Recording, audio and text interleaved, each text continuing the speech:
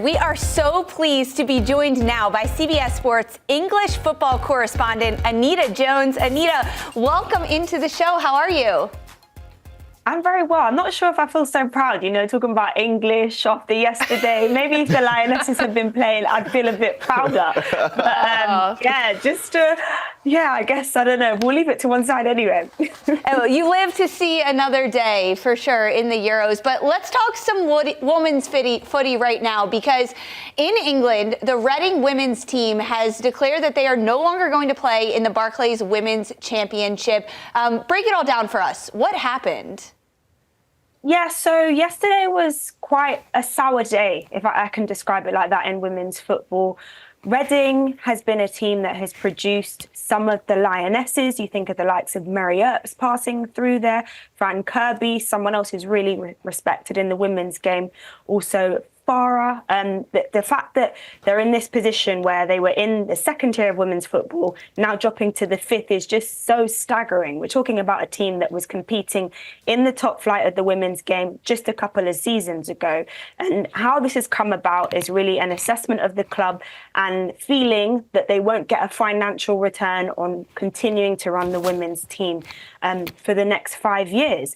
And given the strides that we've taken in women's football, in particular, this side of the pond in the WSL and the Championship becoming fully fledged professional leagues, this is just so shocking. But it's got to be mentioned that the situation with the women's team is probably a reflection of how Reading is being run as a whole by Chinese businessman Dai Young. They are going through some tough times, so it's not so much of a surprise. And I guess the fact that when they dropped down to the second tier last season and became a part-time club, you may have felt this was on the cards. And so, yeah, really unfortunate, like I said, a club that's had some stars go through there to be in this position.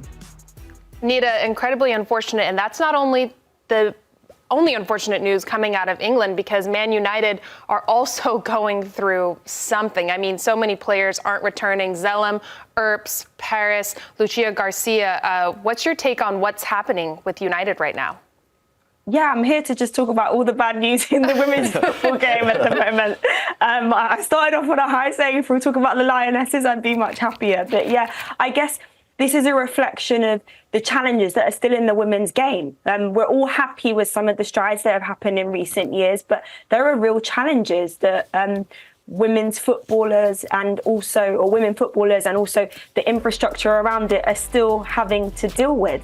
And in terms of Manchester United, it comes off the back of a recent interview that Sir Jim Ratcliffe, the minority stakeholder who established or became the minority stakeholder in February, made some comments saying that the focus had been on the first team, and by first team he meant men's team.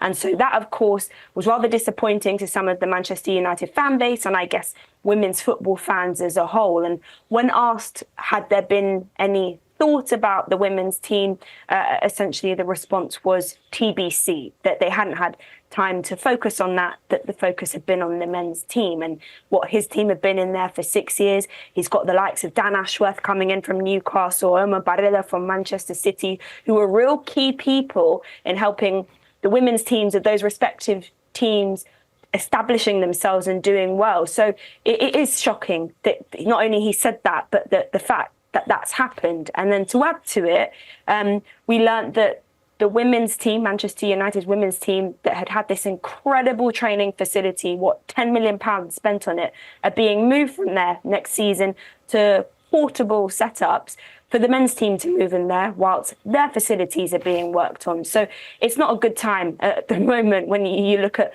the state of Manchester United women's team. Yeah, and one of these high-profile exits is Mary Earps, the goalkeeper who will be moving on to PSG. And in her exit statement, she kind of had a little bit of a shot at what maybe Jim Ratcliffe at the running of the club. Where does Manchester United women go from here? Where do they go from here? We know we've talked ad nauseum throughout the season about the problems with the club overall, and especially on the men's side. Where do they go on the women's side from here?